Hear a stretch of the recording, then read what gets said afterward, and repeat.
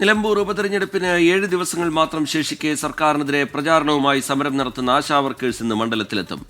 ചന്തക്കുന്നിൽ നിന്ന് നിലമ്പൂർ ടൗണിലേക്ക് പ്രകടനം നടത്തും. മുന്നണികളുടെ പ്രധാന നേതാക്കളെല്ലാം മണ്ഡലത്തിൽ ക്യാമ്പ് ചെയ്യുകയാണ്. AICC general secretary KC Venugopal Aryadan ഷൌക്കത്തിനായി vote ചോദിച്ചെന്നെത്തും.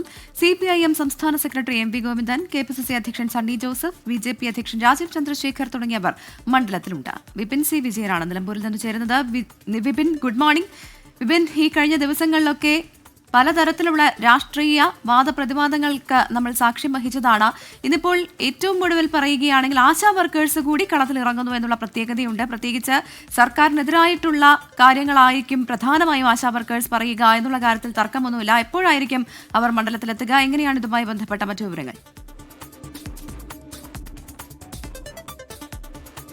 Good morning Sreejith, Pravitha. High voltage ആയിട്ടുള്ള ഒരു പ്രചാരണത്തിന് തന്നെയാണ് ഇനിയുള്ള ദിവസങ്ങളിൽ നിലമ്പൂർ സാക്ഷ്യം വഹിക്കുക. ഇന്നിപ്പോൾ ആശാ വർക്കർമാർ കൂടി മണ്ഡലത്തിലേക്ക് എത്തുകയാണ്. അവരുടെ പ്രചാരണം ഇന്ന് രാവിലെ ആരംഭിക്കും. 10 മണിക്ക് ചന്തക്കുന്നിൽ നിന്ന് നിലമ്പൂർ ടൗണിലേക്ക് അവരുടെ പ്രകടനമുണ്ട്, ആശാ വർക്കർമാരുടെ പ്രകടനം. അതിനുശേഷം അവർ വീടുകൾ കയറി അവർ അനുഭവിക്കുന്ന ആ ഒരു ദുരിതം, ഒപ്പം തന്നെ സർക്കാരിനെതിരെയുള്ള ഒരു പ്രചാരണം നടത്തും എന്നുള്ളതാണ് ഈ ഘട്ടത്തിൽ അറിയിച്ചിരിക്കുന്നത്.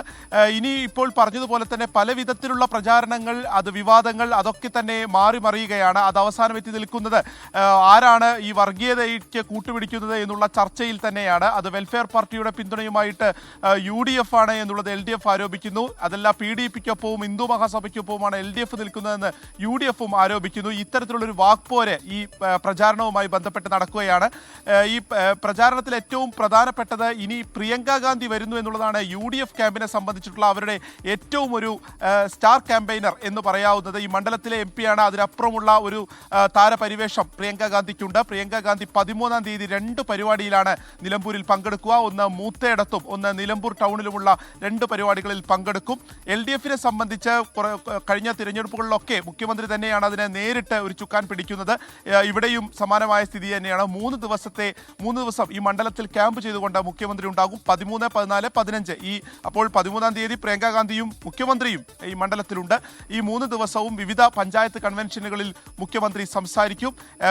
ഇപ്പോൾ NDA സംബന്ധിച്ച് ഇന്നിപ്പോൾ രാജീവ് ചന്ദ്രശേഖർ ഉണ്ട്. കൂടുതൽ കേന്ദ്രമന്ത്രിമാരേക്ക് എത്തിക്കാനുള്ള ശ്രമം അവരുടെ ഭാഗത്തുനിന്നുണ്ടാകുന്നു. തൃണമൂൽ കോൺഗ്രസിന് വേണ്ടി യൂസഫ് പത്താൻ 15-ാം തീയതി എത്തുന്നു. അപ്പോൾ PV അൻവർ കൂടി ദേശീയ നേതാക്കളെ പരമാവധി ഇറക്കിക്കൊണ്ടുള്ള ഒരു മുക്കും മൂലയും നിറഞ്ഞുകൊണ്ടുള്ള ഒരു പ്രചാരണത്തിന് തന്നെയാണ് ഇനിയുള്ള ദിവസങ്ങൾ സാക്ഷ്യം വഹിക്കുക. ഒപ്പം തന്നെ അതിൽ ഈ വിവാദവും അതും വിടാതെ ഈ മുന്നണികളൊക്കെ അവരുടെ ഒരു പ്രചാരണ ആയുധമാക്കി അത് മാറ്റുന്നു എന്നുള്ളതുമാണ്. അതിനിടയിലാണ് ഇപ്പോൾ ആശാ വർക്കർമാരും നിലമ്പൂർ മണ്ഡലത്തിലേക്ക് എത്തുന്നത്. ഇനി ഒരാഴ്ച പോലും തികച്ചില്ല പരസ്യ പ്രചാരണം അവസാനിക്കാൻ. അപ്പോൾ ഇനിയുള്ള ദിവസങ്ങളിലൊക്കെ ആ ഒരു തീപ്പൊരി ആയിട്ടുള്ളൊരു കൺവെൻഷനൊക്കെ നമുക്ക് കാണാൻ സാധിക്കും. ശരി, വിപിൻ C വിജയൻ നിലമ്പൂരിൽ നിന്ന് വിവരങ്ങൾ പങ്കുവയ്ക്കുകയായിരുന്നു. പ്രധാന നേതാക്കളെ കളത്തിലിറക്കി കളം പിടിക്കാനുള്ള ശ്രമമാണ് മുന്നണികളുടെ ഭാഗത്തു നിന്നുണ്ടാവുന്നത്. പ്രിയങ്ക